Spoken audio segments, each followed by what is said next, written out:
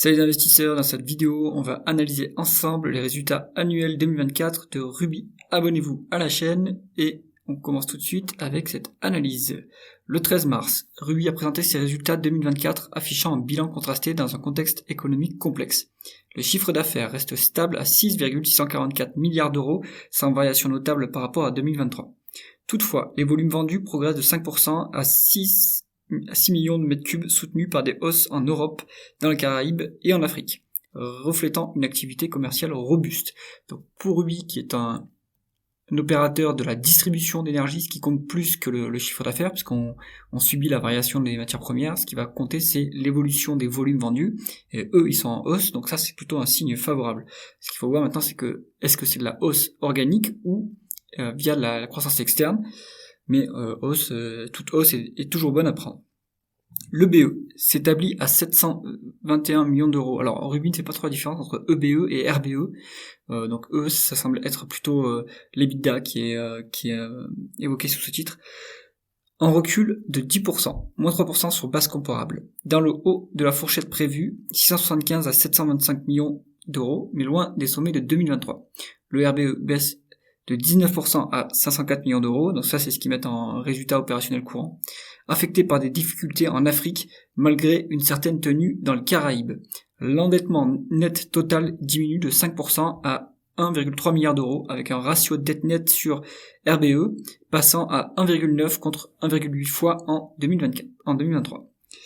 Hors Photosol, qui utilise de la dette sans recours, la dette corporate recule de 13% à 861 millions d'euros, stabilisant le ratio à 1,4 fois, tandis que la dette sans recours de Photosol augmente de 17% à 431 millions d'euros.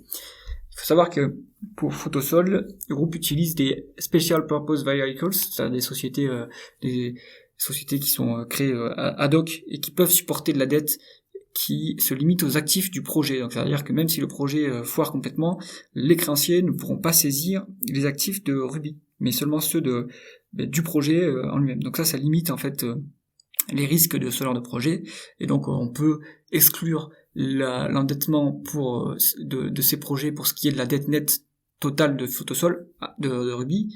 Cela dit, attention, on doit quand même payer les charges d'intérêt pour cette dette-là, et comme Photosol ne produit aucun résultat, eh bien, en fait, c'est les résultats des autres activités qui payent cet endettement. Donc, d'un point de vue fragilité du bilan, oui, on peut calculer avec ce ratio de 1,4 fois. D'un point de vue paiement des charges d'intérêt, en fait, il faut quand même prendre la dette globale.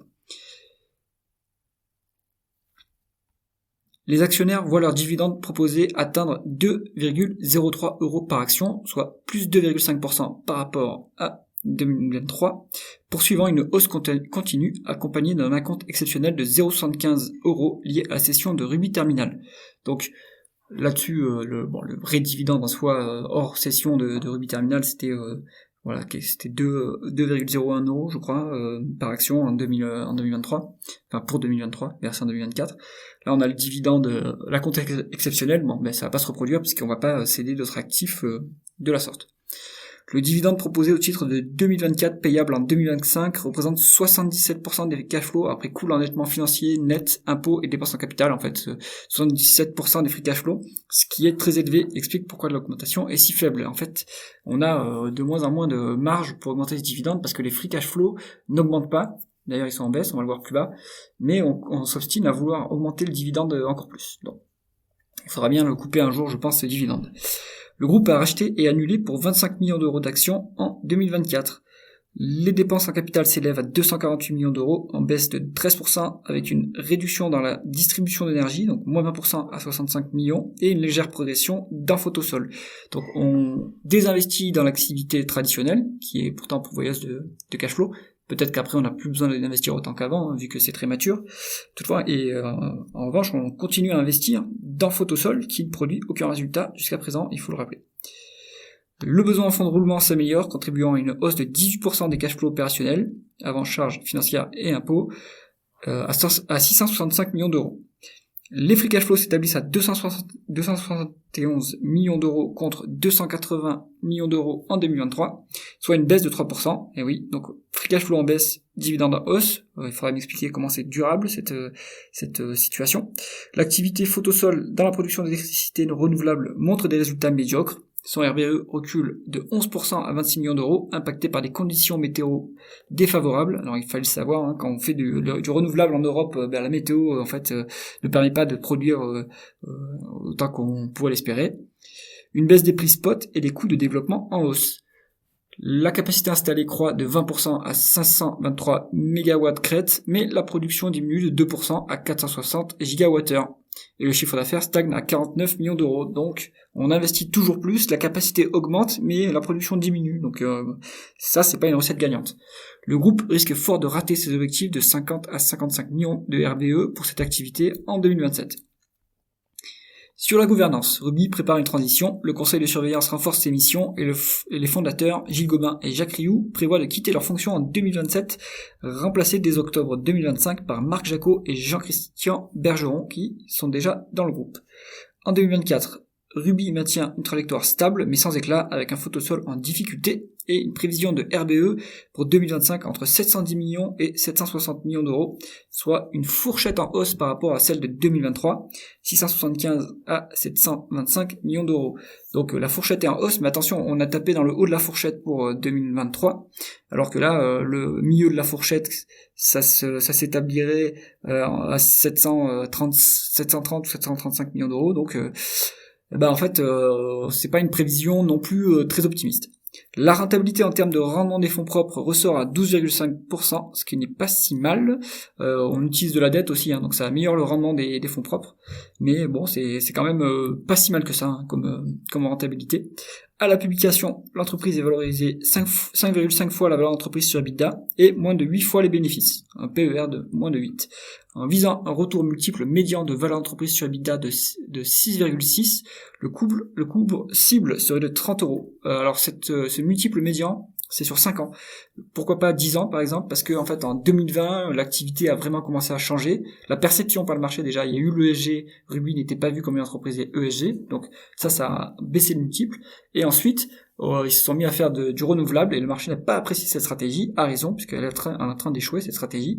Donc moi je me suis mis sur la période qui couvre ces changements de business model, ces changements de perception par le marché, pour avoir quand même un multiple historique un peu plus conservateur, un peu plus réaliste. Donc si on suit ce multiple sur 5 ans, qui est à 6,6, alors qu'on a 5,5 actuellement, le cours cible qu'on pourrait viser, ça serait 30 euros. Toutefois, sur ce dossier, je ne joue pas simplement le retour à la moyenne des multiples, mais une prise de contrôle par les actionnaires activistes. Donc, on rappelle, il y a Bolloré, Moelis, qui sont entrés au capital en 2024, avant l'Assemblée Générale, parce qu'ils ont flairé le bon coup pour faire sauter la commandite et prendre le contrôle, et ça n'a pas laissé Saman indifférent, qui était déjà un actionnaire important du groupe. Il s'est renforcé, il a d'ailleurs été élu au conseil de surveillance. Je ne sais pas s'il a beaucoup d'impact, cela dit, au conseil de surveillance. En tout cas, si la prise de contrôle continue, on pourrait avoir un cours qui va plus haut que 30 euros.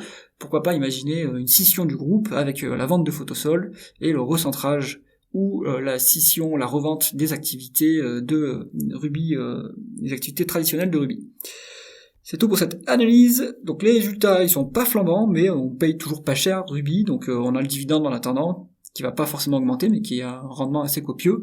Donc Ruby, c'est bien, c'est un peu de dead money, mais si vous avez le dividende et que vous pouvez le réinvestir ailleurs, par exemple, ou si vous le réinvestir dans la société, c'est pas une si mauvaise chose. Donc c'est pas débile d'avoir un peu de Ruby. C'est pour ça que j'en ai un petit peu, mais pas une grosse part.